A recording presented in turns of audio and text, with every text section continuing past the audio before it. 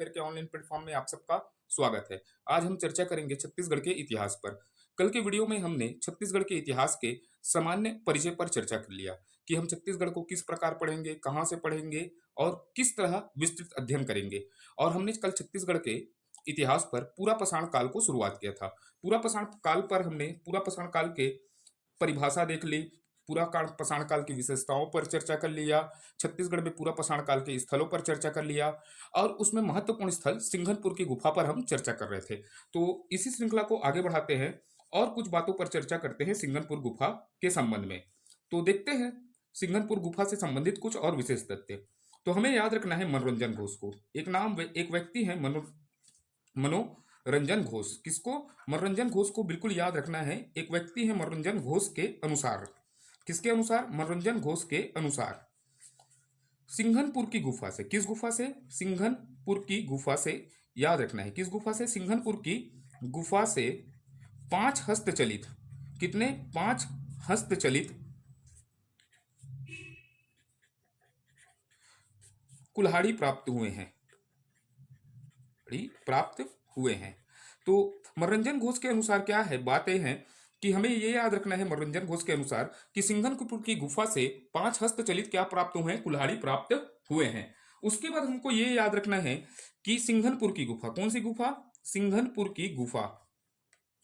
सिंघनपुर की गुफा दक्षिण मुखी गुफा है। कौन सी मुखी है? दक्षिण मुखी गुफा है करके याद रखना है हमको। सिंघनपुर की गुफा कैसी गुफा है? दक्षिण मुखी गुफा है। ये बात को भी आपको याद रखना है। फिर एक आप डालिएगा नोट। क्या डालिएगा? नोट। ये सबसे महत्वपूर्ण तथ्य रहेगा, नोट। चूंकि लिखिएगा आप, अब जब कॉपी बनाएंगे तो लिखेंगे चूंकि प्राग ऐतिहासिक काल के, कौन से? प्राग ऐतिहासिक काल के सार्वधिक शैलाश्रय रायगढ़ जिले से प्राप्त होते हैं। रायगढ़ जिले से प्राप्त होते हैं। ये बात आपको याद रखना है कि प्राग ऐतिहासिक कालीन सर्वाधिक शैलाश्रय कहाँ से प्राप्त होते हैं? रायगढ़ जिले से प्राप्त होते हैं। कहाँ से प्राप्त होते हैं? रायगढ़ जिले से प्राप्त होते हैं। इसीलिए रायगढ़ जिले को, किस जिले को? रायगढ़ जिले को शैलाश्रयों का, किसका? शैलाश्रय का क्या कहा गया है? गढ़ कहा गया है। तो आपसे प्रश्न पूछेगा शैलाश्रय का गढ़ किसे कहा जाता है? तो हमको आंसर देना है रायगढ़ जिले को क्या कहा जाता है? शैलाश्रयों का गढ़ कहा जाता है। क्यों कहा जाता है? क्योंकि प्रागैतिहासिक काल के सर्वाधिक शैलाश्रय कहाँ है? रायगढ़ जिले में है। इसीलिए रायगढ़ जिले को क्या कहा जाता है? शैलाश्रयों का गढ़ कहा जाता है। ये हमारी पूरी जानकारी हुई, संपूर्ण जानकारी हो गई किसकी? प्राग ऐतिहासिक काल में पूरा पाषाण काल की। अब आगे बढ़ते हैं, हम प्रवेश करते हैं सीधा मध्य पाषाण काल की ओर। किस पर चर्चा करते हैं? मध्य पाषाण काल पर। तो सबसे पहले जब भी हम कोई भी चर्चा करेंगे तो सबसे पहले मध्य पाषाण काल की क्या देखेंगे? विशेषताएं देखते हैं। क्या विशेषताएं थी मध्य पाषाण काल की? तो हमें क्या देखना है? मध्य पाषाण काल की विशेषताएं देखनी है। अब मध्य पाषाण काल के लोग कहाँ निवास करते थे? जंगलों में निवास करते थे। और जंगलों में निवास करने अर्थात अपने जीवन यापन करने के लिए वो क्या करते थे? सबसे पहली विशेषता क्या होगी? शिकार करते थे। क्या करते थे? शिकार करते थे। शिकार करते थे तथा अपने जीवन यापन के लिए क्या करते थे? खाद्य संग्रहण करते थे। क्या? खाद्य संग्राहक थे। अर्थात मध्य पाषाण काल के मानव कैसे थे? शिकार पर आधारित थे और क्या थे? खाद्य संग्राहक थे करके याद रखना है। बिल्कुल हमको क्या याद रखना है कि मध्य पाषाण काल के जो मानव थे वो शिकार एवं खाद्य संग्रहक पर अपना क्या करते थे? जीवन यापन करते थे। पहला विशेषता हो गया। क्योंकि हमें सीजीपीएससी मेंस देना है तो इसलिए हमको कुछ विशेष बातें और याद रखने की क्या होगी? जरूरत होगी। उसके बाद हमको याद रखना है, अब भाई शिकार करेंगे तो औजारों का प्रयोग करेंगे। किसका प्रयोग करेंगे? औजार का। तो हमें याद रखना है मध्य पाषाण काल के मानव माइकोलिथिक, कौन सा? माइकोलिथिक औजार का प्रयोग करते थे। कौन सा औजार था? माइकोलिथिक औजार का प्रयोग करते थे। तो ये बातें हो गई, कुछ बातें हो गई, मध्य पाषाण काल की विशेषताएं हो गई। तो हमको क्या याद रखना है? शिकार थे, खाद्य संग्रह थे, औजार में कौन सा औजार करते थे? माइकोलिथिक औजार का क्या करते थे? प्रयोग करते थे। अब मध्य पाषाण काल है और किसके संदर्भ में बात कर रहे हैं? छत्तीसगढ़ में। तो मध्य पाषाण काल के कोई साक्ष्य प्राप्त होंगे या नहीं होंगे छत्तीसगढ़ में? तो इसे याद रखना है। ये हमारा सबसे इंपॉर्टेंट तथ्य होगा किसके लिए? प्री के एग्जाम के लिए और व्यापम के एग्जाम के लिए ये सबसे महत्वपूर्ण तथ्य होगा। साक्ष्य कहाँ से प्राप्त हुए मध्य पाषाण काल के, तो सबसे पहले हमको याद रखना है रायगढ़ जिला। कौन सा जिला? रायगढ़ जिला। और रायगढ़ जिला का स्थान कौन सा होगा? कबरा पहाड़। कौन सा? कबरा पहाड़। रायगढ़ जिले में कबरा पहाड़ से मध्य पाषाण काल के क्या प्राप्त हुए हैं? साक्ष्य प्राप्त हुए हैं। तो आपसे प्रश्न पूछेगा कबरा पहाड़ कौन सा कालीन स्थल है, तो हमें याद रखना है मध्य पाषाण कालीन स्थल कौन सा है? कबरा पहाड़ी है। ठीक है, कबरा पहाड़ी कहाँ है? रायगढ़ जिले में। उसके बाद हमको जाना है सीधा कहाँ की ओर प्रवेश करना है मध्य पाषाण काल में स्थल देखने के लिए? कोंडागांव जिला। कौन सा जिला जाना है? कोंडागांव जिले में। तो हम कोंडागांव जिले में मध्य पाषाणकालीन स्थल में हमको याद क्या रखना है? गढ़ धनौरा को। किसको याद रखना है? गढ़ धनौरा। तो गढ़ धनौरा कैसा स्थल है? मध्य पाषाणकालीन स्थल है करके याद रखना है। उसके बाद हमको मध्य पाषाण काल में आगे की ओर प्रवेश करेंगे तो हमें एक स्थल मिलेगा बस्तर जिले में। किस जिले को देखना है? बस्तर जिले को याद रखना है। तो बस्तर जिले से बहुत सारी स्थल है जो मध्य पाषाणकालीन स्थल है। तो सबसे पहले हम याद करेंगे बस्तर जिले के मध्य पाषाणकालीन स्थल में सबसे पहले याद करेंगे कालीपुर। कौन सा? कालीपुर।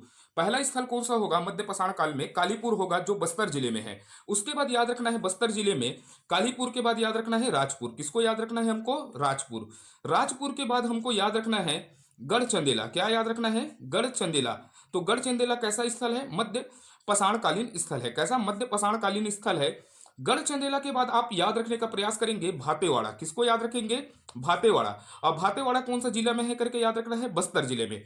अभी जो हम पाषाणकालीन स्थल देख रहे हैं मध्य पाषाणकालीन स्थल, वो सब कहाँ है? संपूर्ण बस्तर में। तो घर में बोलिएगा सबसे पहले कालीपुर, कालीपुर के बाद राजपुर, राजपुर के बाद आप याद क्या रखेंगे? गढ़चंदेला, गढ़चंदेला के बाद भातेवाड़ा। जैसे ही आप भातेवाड़ा के बाद आप याद रखने का प्रयास करेंगे घाट लोहांगा। किसको याद रखना है? घाट लोहांगा। तो आप याद क्या रखेंगे? घाट लोहांगा को याद रखेंगे। तो घाट लोहांगा के बाद आपको याद रखना है खड़ग घाट। क्या याद रखना है? खड़ग घाट याद रखना है। ये हो गए छत्तीसगढ़ में मध्य पाषाणकालीन स्थल। तो मध्य पाषाणकालीन स्थल के साक्ष्य कितने जिले से प्राप्त होंगे करके याद रखना है। जिला कितना है करके याद रखना है। 3 जिलों से क्या प्राप्त होंगे? मध्य पाषाणकालीन साक्ष्य होंगे। तो जिला में सबसे पहले याद क्या रखना है? रायगढ़। रायगढ़ के बाद क्या याद रखना है? कोंडागांव। कोंडागांव के बाद क्या याद रखना है? बस्तर। तो रायगढ़ से कहां प्राप्त होता है? कबरा पहाड़ से। रायगढ़ के कबरा पहाड़ से क्या होता है? मध्य पाषाण काल के क्या प्राप्त होते हैं? साक्ष्य प्राप्त होते हैं। उसके बाद याद रखना है कोंडागांव। कोंडागांव से क्या याद होता है? गढ़ धनौरा। जितने बार आप बोलते जाएंगे मेरे वीडियो के साथ आपको याद होते जाएगा, और अच्छे से नोट बनाइएगा। यहां हम पूरे संपूर्ण छत्तीसगढ़ के इतिहास पर चर्चा करेंगे। जितने सारे फैक्ट हैं सब फैक्टों पर चर्चा करेंगे। उसके बाद आपको क्या याद रखना है? बस्तर। बस्तर में सबसे पहले स्थान याद रखना है कालीपुर। कौन सा? कालीपुर के बाद क्या याद रखना है? राजपुर। राजपुर के बाद तीसरा स्थान याद रखना है गढ़चंदेला। गढ़चंदेला के बाद चौथा स्थान याद रखना है भातेवाड़ा। भातेवाड़े के बाद याद रखना है घाट लोहांगा। घाट लोहांगा के बाद याद रखना है खड़ग घाट।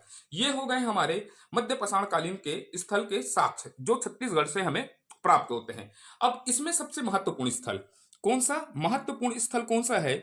अपना कबरा पहाड़ है। कौन सा पहाड़ है? कबरा पहाड़ है। तो अब चर्चा करते हैं एक महत्वपूर्ण स्थल कबरा पहाड़ पर, जो एग्जाम के दृष्टिकोण से बहुत महत्वपूर्ण स्थल है करके। तो चर्चा करते हैं कौन से पहाड़ पर? कबरा पहाड़ पर। तो हेडिंग आप अपने कॉपी में डालिएगा, जब भी आप नोट्स बनाएंगे वीडियो देखकर तो कबरा पहाड़ को हेडिंग डालिएगा। क्या डालिएगा? कबरा पहाड़। तो सबसे पहले याद रखना है कबरा पहाड़।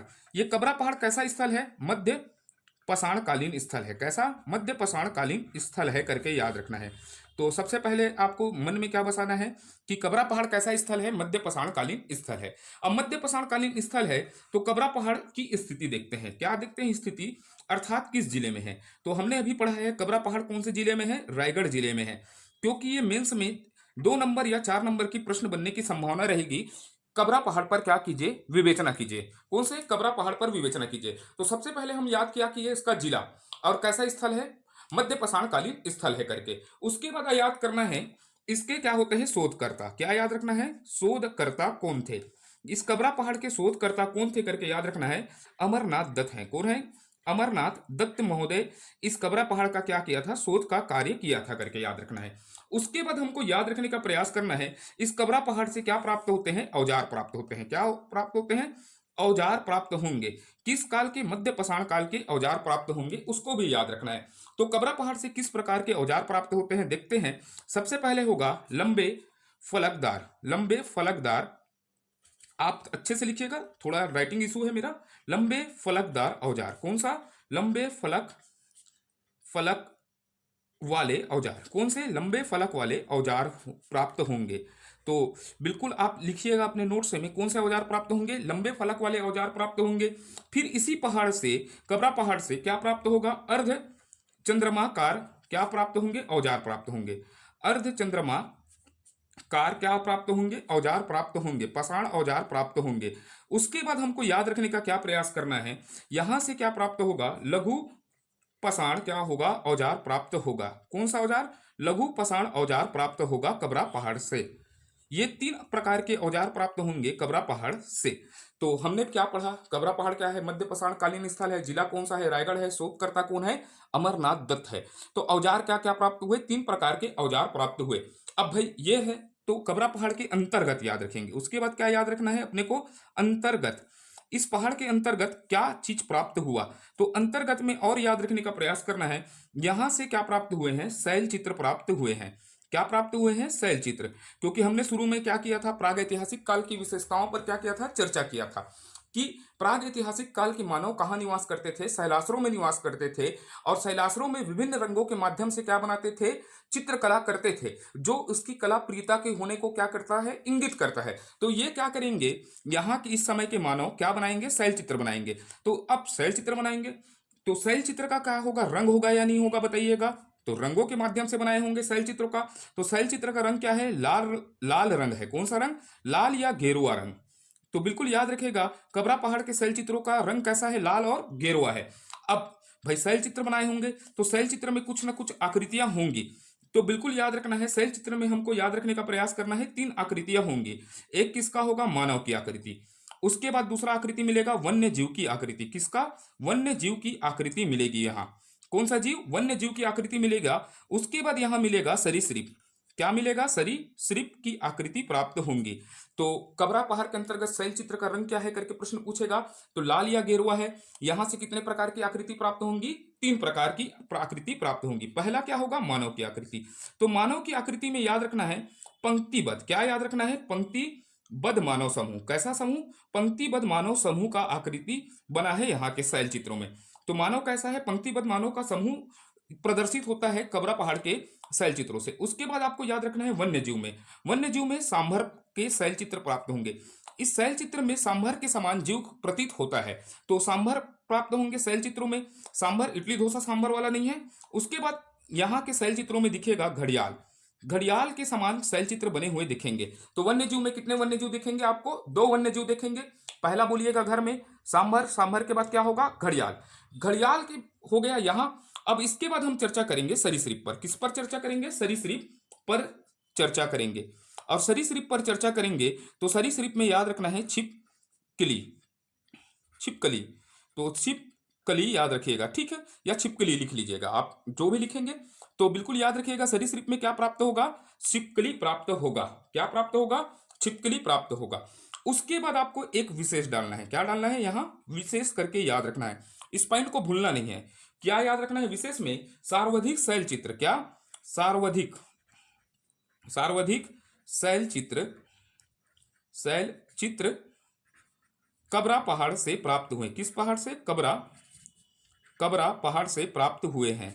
कौन से पहाड़ से? कबरा पहाड़ से प्राप्त हुए हैं करके याद रखना है। तो ये हुआ कबरा पहाड़ के संबंध में संक्षिप्त जानकारी। अगर प्री में क्या प्रश्न पूछेगा, कबरा पहाड़ कैसा स्थल है करके प्रश्न पूछेगा, तो आपको इसको याद रखना है। कैसा स्थल है करके? मध्य पाषाणकालीन स्थल है, ठीक है? ये हो गया आपके प्री के लिए, प्री और व्यापम के लिए पहला फैक्ट इसको याद रखना है। और दूसरा फैक्ट आपको याद रखना है, सार्वधिक शैल चित्र कहां से प्राप्त होते हैं? कबरा पहाड़ से याद होते हैं। इसको आप एकदम गांठ बांध कर याद रखेंगे। ये दोनों प्री और व्यापम के लिए कारगर सिद्ध होंगे आपके लिए। उसके बाद आपसे मेंस में जब लिखने के लिए आएगा 4 अंकों पर, कितने अंकों पर आएगा? तो 4 अंकों पर आएगा। तो इन सब कंटेंट, इन सब तथ्यों का आप प्रयोग करेंगे मेंस में। और प्री में महत्वपूर्ण बात बन सकता है कि इसका रंग कौन सा है करके, तो इसको भी याद रखिएगा प्री और व्यापम में आप। और बाकी सब चीजों को मेंस के लिए तैयार करिएगा। कितने नंबर में इस टॉपिक को तैयार करिएगा? 4 नंबर पर। देखते हैं धीरे से, मेरे द्वारा बहुत सारे प्रयास किए जाएंगे। धीरे धीरे एक एक पर्दों पर मैं बात करूंगा, एक एक पहलुओं पर बात करूंगा।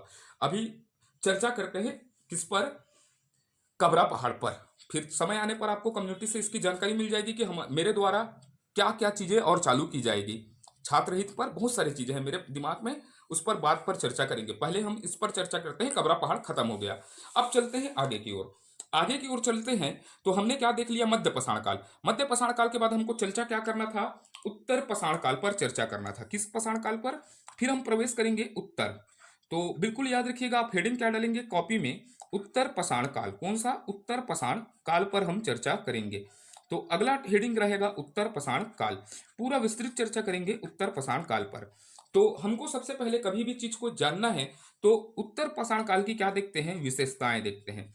क्योंकि हम pre plus Vyapam plus mains की सब तैयारी कर रहे हैं, एक शॉट पर तीनों चीजों की तैयारी कर रहे हैं। तो विशेषताएं देखते हैं उत्तर पाषाण काल की। तो उत्तर पाषाण काल में सबसे पहले याद रखिएगा, यहां जो मानव थे किस पर निर्भर थे, शिकार पर। आज भी मानव क्या करता था, शिकार पर निर्भर था। क्योंकि जंगलों में निवास कर रहा था तो शिकार करना क्या है, जरूरी है। जिंदा रहने के लिए एक मुलाकात जरूरी है सनम, वैसे ही उत्तर पाषाण काल के बोलते थे जिंदा रहने के लिए एक शिकार जरूरी है सनम करके। तो बिल्कुल याद रखिएगा, ये क्या करेंगे, शिकार करेंगे। शिकार के साथ भाई, अब भाई भाजी वाजी तोड़ के रखे रहेंगे या नहीं रखेंगे, तो ये कैसे रहे होंगे, खाद्य संग्रहक थे। कैसे थे? खाद्य संग्रहक थे। तो मध्य उत्तर पाषाण काल के लोग भी क्या थे, खाद्य संग्रहक थे। और इस समय इन्होंने शुरुआत कर दिया था पशु पालन का, क्या कर दिया था, शुरुआत कर दिया था। तो ये विशेषताएं हो गई किसके, उत्तर पाषाण काल के, खाद्य संग्रहक। यह तो आप मेंस में जब आए तो उत्तर पाषाण काल के व्यक्ति जंगलों में निवास करते थे, शिकार एवं खाद्य संग्रहक के साथ पशुपालन का कार्य करते थे। इस प्रकार आप लिख सकते हैं। तो तीन कीवर्ड मिल गया आपको। पहला क्या करते हैं, शिकार। शिकार के बाद क्या है, खाद्य संग्रह। खाद्य संग्रह के साथ क्या है, पशुपालन। उसके बाद याद रखना है, यहां इस काल के मानव परिकृष्ट औजारों का, किस परिकृष्ट औजारों का आपको याद रखना है, परिकृष्ट औजारों का आप लिख लीजिएगा अच्छे से, परिकृष्ट औजारों का प्रयोग करते हैं, प्रयोग करते थे। क्या करते थे, परिकृष्ट औजारों का क्या करते थे, प्रयोग करते थे। ये हो गई आपकी विशेषताएं। तो हमको क्या याद रखना है कि किस औजारों का प्रयोग करते थे, परिकृष्ट औजारों का प्रयोग करते थे। अब इसमें सबसे महत्वपूर्ण तथ्य है, कभी भी हमको महत्वपूर्ण तथ्य को क्या याद रखना है, साक्ष्य। तो प्रश्न आपसे प्री और व्यापम में, कहां से, प्री और व्यापम में, यहां से प्री और व्यापम में प्रश्न पूछेगा।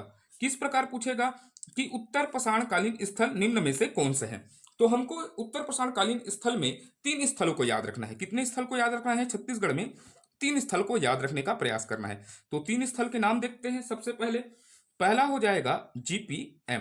क्या हो जाएगा, जीपीएम, अर्थात गोरेला पेंड्रा मरवाही। तो हमको सबसे पहले क्या जाना है, उत्तर पाषाण कालीन में साक्ष्य कहां से प्राप्त होगा, गोरेला पेंड्रा मरवाही से प्राप्त होगा। गोरेला पेंड्रा मरवाही के धनपुर से, किससे याद रखना है, धनपुर से प्राप्त होगा। क्या प्राप्त होगा, लघु फलक औजार। क्या होगा, लघु फलक औजार प्राप्त होगा। फलक औजार प्राप्त होगा करके याद रखना है। क्या याद रखना है, लघु फलक औजार प्राप्त होगा। जीपीएम अर्थात धनपुर, गोरेला पेंड्रा मरवाही के धनपुर से, इसको नहीं भूलना है। गोरेला पेंड्रा मरवाही के धनपुर से क्या प्राप्त होगा, लघु फलक औजार प्राप्त होगा। स्टार डाल के रखिएगा, लघु फलक औजार प्राप्त होगा। कहां से, जीपीएम से। उसके बाद हमको जाना है, अगला स्थल देखना है। क्या देखना है, अगला स्थल। अगला स्थल को याद रखना है सिंघनपुर। क्या याद रखना है, सिंघनपुर। सिंघनपुर से भी अपने को क्या प्राप्त होगा, और सिंघनपुर कहाँ है, याद रखते हैं, रायगढ़ जिले में है। कहां से है, रायगढ़ जिले में। इसका संबंध भी किससे है, उत्तर पाषाण काल से है करके याद रखना है। यहां से भी क्या प्राप्त होगा, लघु फलक औजार प्राप्त होगा, जो उत्तर पाषाण काल के थे। तो बिल्कुल याद रखिएगा सिंघनपुर। सिंघनपुर के बाद हमको याद रखने का प्रयास करना है महानदी घाटी। कौन सा, महानदी घाटी। महानदी घाटी से हमको याद रखने का क्या करना है, प्रयास करना है। यहां से लघुकृत पाषाण औजार प्राप्त हुए। कौन से, लघुकृत पाषाण औजार प्राप्त हुए हैं। क्या प्राप्त हुए हैं, लघुकृत पाषाण औजार प्राप्त हुए हैं। ठीक है, यहां पर मात्राओं को मत ध्यान दीजिएगा। ठीक है, लघुकृत पाषाण औजार प्राप्त हुए हैं करके याद रखिएगा। ठीक है, प्रयास है, क्योंकि इस तरह लिखने का आदत नहीं है किस पर, ये स्केच पेन के माध्यम से। ठीक है, तो ये सब क्या हो गए, उत्तर पाषाण कालीन स्थल हो गए। तो ये हमारा कंप्लीट होता है उत्तर पाषाण काल। यहां आपको क्या याद रखना है, सबसे पहले 3 स्थल को, प्री की दृष्टि और व्यापम की दृष्टि से कौन से क्या याद रखना है, 3 स्थल को। प्रश्न पूछेगा धनपुर कौन सा कालीन स्थल है निम्न में से, उत्तर पाषाण कालीन, मध्य पाषाण कालीन, पूरा पाषाण कालीन या नव पाषाण कालीन। तो हमने याद रखेंगे किसको, धनपुर कैसा स्थल है, उत्तर पाषाण कालीन। वैसे ही सिंघनपुर भी कैसा स्थल है, उत्तर पाषाण कालीन। और महानदी घाटी भी कैसा है, उत्तर पाषाण कालीन। क्या प्राप्त हो रहे हैं, यहां से साक्ष्य प्राप्त हो रहे हैं। तो इतना याद रखते हैं उत्तर पाषाणकालीन पर। और यहां से आप इसको लिख लीजिएगा 2 अंकों में। कितने अंकों पर आप लिख लीजिएगा? 2 अंकों पर। जल्दी हम इस पर भी चर्चा करेंगे, ठीक है। 2 अंकों पर इसको बना लीजिएगा मेंस के लिए, ठीक। तो थोड़ा समय दीजिएगा, जैसे प्री का एग्जाम खत्म होगा तो बहुत सारी चीजों पर आपसे हम चर्चा करेंगे। चर्चा तो मैं ही करूंगा क्योंकि मेरे को ही पढ़ाने का प्रयास करना है। तो चलते हैं आगे की ओर। अब ये उत्तर पाषाण काल हो गया। उत्तर पाषाण काल के बाद हम पहुंचते हैं, सीधा प्रवेश करते हैं नव पाषाण काल की ओर। चर्चा करते हैं, किस पर चर्चा करेंगे? नव पाषाण काल पर चर्चा करेंगे। तो बिल्कुल याद रखिएगा, नव पाषाण काल। अब चर्चा का विषय क्या है? नव पाषाण काल है, ठीक। अब ये नव पाषाण काल पर हम कैसे चर्चा करेंगे? मेरा एक पैटर्न है, उस पैटर्न को याद रखिएगा। सबसे पहले क्या होगा? चर्चा करेंगे विशेषताएं की चर्चा करते हैं। किस पर चर्चा करते हैं? नव पाषाण काल के विशेषताओं पर चर्चा करेंगे। तो विशेषताओं पर चर्चा करेंगे तो अभी भी मानो क्या रहेगा? शिकार करता। ये पॉइंट को तो पहला आप लिख कर ही रखिएगा, ये सबके लिए कीवर्ड है। शिकार करेगा, खाद्य संग्राहक होगा। कैसा होगा? खाद्य संग्राहक होगा करके याद रखना है। ये खाद्य संग्राहक होगा। क्या होगा? खाद्य संग्राहक होगा। पशुपालन का क्या कर चुका है? शुरुआत हो चुका है। याद रखिएगा, पशुपालन पालन का क्या हो चुका है? शुरुआत हो चुका है। उसके साथ जैसे जैसे मानव क्या हो रहा है? क्रमिक विकास करना चालू किया। पहले क्या था? शिकार, खाद्य संग्रह। खाद्य संग्रह के बाद क्या बना? पशुपालन। पशुपालन चालू हुआ तो कृषि कार्य भी क्या हो जाएगा? आरंभ हो जाएगा। इस काल तक क्या हो जाएगा? कृषि कार्य भी क्या हो जाएगा? आरंभ हो जाएगा। कृषि कार्य क्या हो गया? आरंभ हो गया करके याद रखना है। क्या हो गया? आरंभ हो गया था करके। नवपाषाण काल में मनुष्य कृषि कार्य को क्या कर लिया था? आरंभ कर लिया था। फिर यहां आपको याद रखना है, जैसे ही कृषि कार्य चालू होगा तो हमको क्या याद रखना है? कुछ हद तक। क्या याद रखना है? कुछ हद तक स्थायी जीवन की क्या हो जाएगी? शुरुआत हो जाएगी। स्थायी जीवन की क्या हो गई? शुरुआत हो गई। अब मनुष्य जंगलों में ना भटक कर धीरे धीरे स्थायी जीवन की क्या कर रही है? शुरुआत कर दिया है, अर्थात आरंभ हो गया है। स्थायी जीवन क्या हो गया है? आरंभ हो गया है।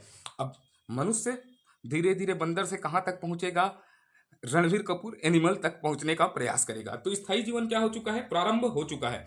अब यहां पर भाई प्रश्न पूछे मेंस में तो हमारे पास लिखने के लिए शब्द रहना चाहिए। तो हम ये याद रखेंगे, इस समय पहिए का क्या हो चुका है? आविष्कार हो चुका है। किसका?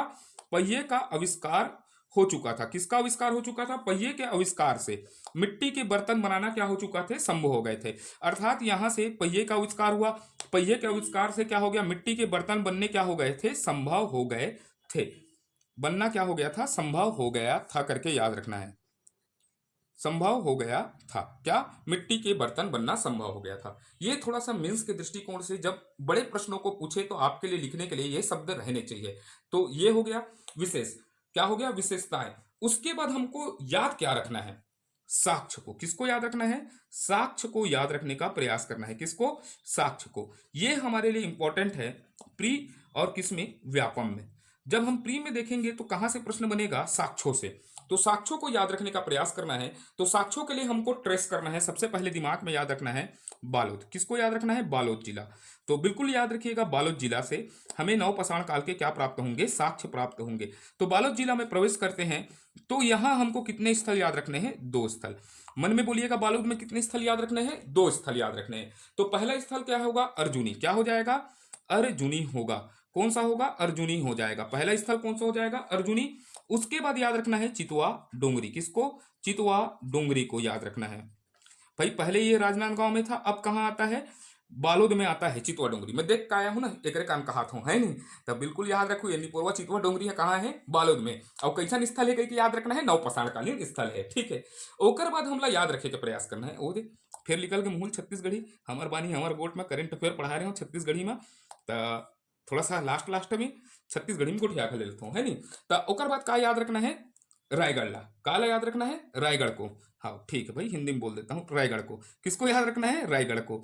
तो रायगढ़ में हमको याद रखने का प्रयास करना है टेरम को। किसको याद रखना है? टेरम को। तो पहला हो गया बालोद। बालोद के बाद रायगढ़। रायगढ़ में किसको याद रखना है? टेरम को। उसके बाद हमको याद रखना है धमतरी में प्रवेश करना है। ये धमतरी मेरा जिला है। अभी गांव से बैठ के बढ़िया वीडियो बना रहा हूँ, ठीक है। धमतरी को याद रखना है। किसको याद रखना है? धमतरी को। धमतरी में याद रखना है लीलर। किसको याद रखना है? लीलर को याद रखना है। किसको याद रखना है? लीलर। तो बिल्कुल लिख लीजिएगा आप लीलर को। क्या लिखिएगा नोट्स में? लीलर को। और लीलर के बाद आपको याद रखना है कवर्धा चलते हैं। कहाँ चलते हैं? ले चलूं तुझे कवर्धा की ओर। तो कवर्धा को चलते हैं। तो कवर्धा में याद क्या रखना है आपको? चिल्फी घाटी। कौन सा घाटी? चिल्फी घाटी को याद रखना है। जब जियोग्राफी पढ़ाऊंगा एनएच किस पर है इस पर सब पर बात करूंगा। छत्तीसगढ़ का जियोग्राफी मैं तब चालू करूंगा जब आपको इंडिया जियोग्राफी पढ़ाऊंगा।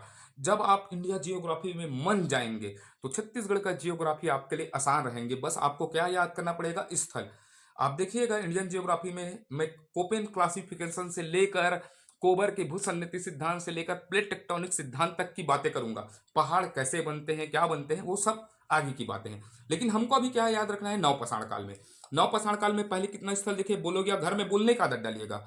जैसे मैं पढ़ाया हूं बहुत सारे ऑफलाइन कोचिंगों में, तो मेरा प्रयास रहता है कि हम क्लास में याद करें। आप ये समझिएगा ये ऑनलाइन प्लेटफॉर्म आपका क्लास है। तो सबसे पहले बोलिएगा बालोद में कौन सा? अर्जुनी। अर्जुनी के बाद क्या है बोलिएगा? चितवा डोंगरी। फिर आपको कहाँ जाना है? रायगढ़। बालोद से कहाँ जाना है? रायगढ़। रायगढ़ में किसको पकड़ना है? टेरम को।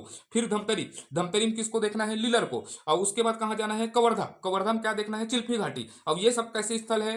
नवपाषाण कालीन स्थल है करके। उसके बाद आपको याद रखना है बोनटीला। क्या याद रखना है? बोनटीला। बोनटीला याद रखना है। और बिल्कुल बोनटीला कहाँ है करके आप कमेंट करिएगा। क्या करिएगा? कमेंट। अब बिल्कुल और कमेंट करिएगा। क्या करिएगा? बोनटीला कहाँ है करके आपको कमेंट करना है। ये हो गए स्थल। ये क्या हो गए? नवपाषाण कालीन स्थल हो गए। अब कोई ना कोई चीज, कोई ना कोई क्षेत्र यहां सबसे महत्वपूर्ण होगा नवपाषाण काल में। तो नवपाषाण काल में हमको सबसे महत्वपूर्ण स्थल कौन सा है याद रखना है? चितवा डोंगरी है करके याद रखना है। सबसे महत्वपूर्ण स्थल क्या है? महत्वपूर्ण स्थल है नवपाषाण काल में चितवा डोंगरी, महत्वपूर्ण स्थल है। तो अब इस पर हम विस्तृत चर्चा करते हैं।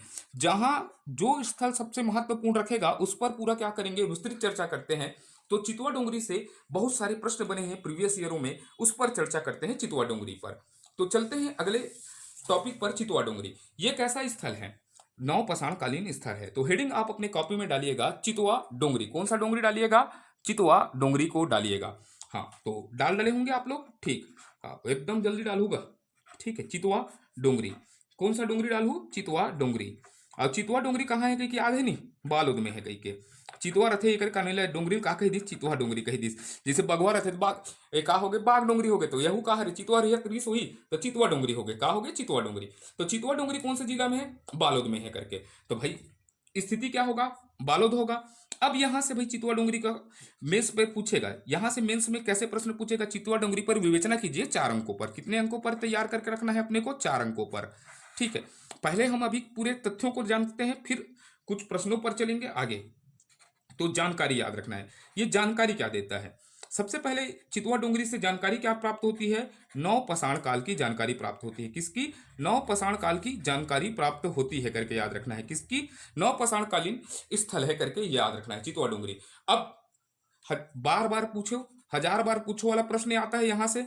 खोज करता क्या आएगा? खोज करता। ये व्यापम का बहुत फेवरेट टॉपिक है और पीएससी का भी। तो ये प्री और व्यापम की दृष्टि से महत्वपूर्ण है। रड घोल के पी लीजिएगा। ठीक है, ठीक, इसको आपको रड घोल के पी देना है। ठीक है, पैरासीटामोल टिप से खा लीजिएगा, सर दर्द से मुक्ति पा जाएंगे। तो चितवा डोंगरी के खोजकर्ता याद रखना है। क्या याद रखना है? खोजकर्ता। तो सबसे पहले खोजकर्ता में याद रखना है रमेंद्र नाथ। क्या याद रखना है? मिश्र। पहला नाम याद रखना है नरेंद्र नाथ मिश्र जी। उसके बाद याद रखना है भगवान सिंह बघेल। किसको याद रखना है? भगवान सिंह बघेल। भाई वो भूपेश बघेल जी नहीं है ना, ये भगवान सिंह बघेल है। ठीक है, सगा रहे होंगे तो बात अलग है। तो खोजकर्ता कितने हैं करके याद रखना है? 2 व्यक्ति हैं। पहला याद रखना है रविंद्रनाथ मिश्र। कौन हो जाएंगे? रविंद्रनाथ मिश्र और भगवान सिंह बघेल ने इस गुफा की क्या की है? खोज की है। अब गुफा खोज दे है तो गुफा के अंतर्गत कुछ होगा या नहीं होगा भैया? तो अंतर्गत है, उस निपुरवा लोग को याद करना है अंतर्गत क्या है करके। इस गुफा के अंतर्गत क्या है? अब गुफा है तो गुफा में जंगल में थे तो मंगल तो करेंगे ही। तो भाई इंटरटेनमेंट के लिए इनके लिए क्या नहीं था? ओटीटी नहीं था, वेब सीरीज नहीं देख पाते थे मिर्जापुर। तो मिर्जापुर जैसे वेब सीरीज नहीं देखते थे तो बेचारे लोग क्या करते थे? शैल चित्र बनाते थे। क्या बनाते थे? शैल चित्रों का क्या करते थे? निर्माण करते थे। वेब सीरीज नहीं था ना भाई, तो ये क्या करते थे? शैल चित्र बनाते थे। और शैल चित्र किसमें बनाते थे? पत्थर में लिख देते थे। जैसे आज भी आप देखते हैं बहुत सारे पहाड़ों में क्या दिखता है? शैल चित्र दिखता है, जहां अपने कलाकारी को लिखते हैं एकर संग ओकर। यही प्रकार के लोग क्या लिखे थे?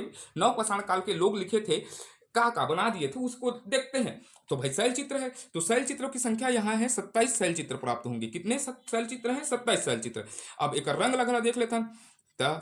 अभी होली यही था, का रंग डालो तुला वाले गाना सुनी दुकालू यादव के। ता एक रंग का हरे भूरा रंग, ए मन कौन से रंग डाले है कि याद रखना है, शैल चित्र में भूरा रंग डाले है के कौन से रंग, भूरा रंग के शैल चित्र है।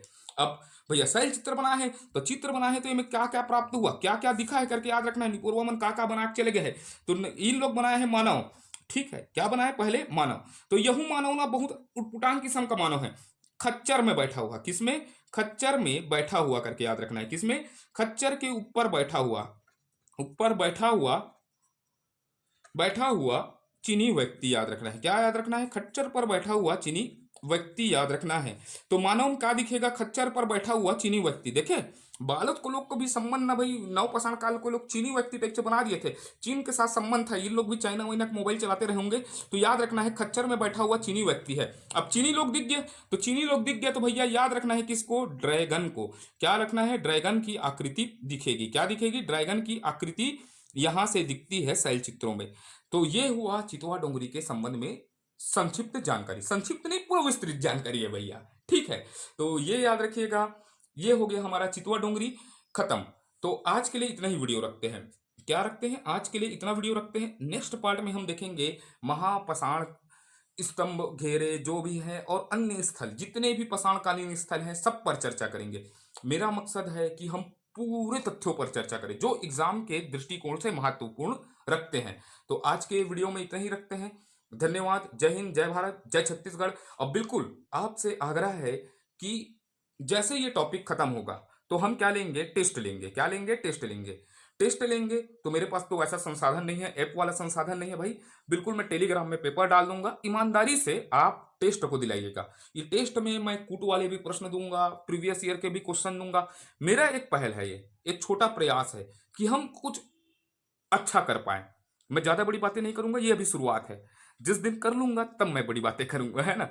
तो बिल्कुल आपको क्या करना है, इस चैनल को लाइक करना है, शेयर करना है और क्या करना है, कमेंट करना है। बिल्कुल कमेंट से आप बिल्कुल सुझाव दीजिएगा मेरे को, कमेंट के माध्यम से क्या और सुधार कर सकते हैं। मेरे पास अभी संसाधनों का क्या है, अभाव है, बिल्कुल संसाधन क्या है, संसाधन विहीन हूं। देखते हैं अभी टेस्ट पेपर को मैं किस तरह बनाऊंगा, या हाथ से लिखूंगा या टाइपिस्ट दूंगा। टाइपिस्ट का क्लास में हूं, जैसे ही टाइपिस्ट मिलेगा तो मैं निःशुल्क रहेगा हर चीज, बिल्कुल आप टेंशन मत लीजिएगा कि सिल्को की बात करूंगा, या टेस्ट सीरीज बिल्कुल निःशुल्क रहेगा। जैसा मेरा आदत रहा है ऑफलाइन कोचिंग में पढ़ाने के बाद मैं क्या लेता हूं, टेस्ट सीरीज, वैसे ही हम टेस्ट लेंगे। तो आज मैं अपनी वाणी को विराम देता हूं और कल शायद देखते हैं, प्री के पहले यह वीडियो आ जाएगा लेकिन प्री के बाद निरंतर वीडियो रहेगा। और जय हिंद, जय भारत, जय छत्तीसगढ़।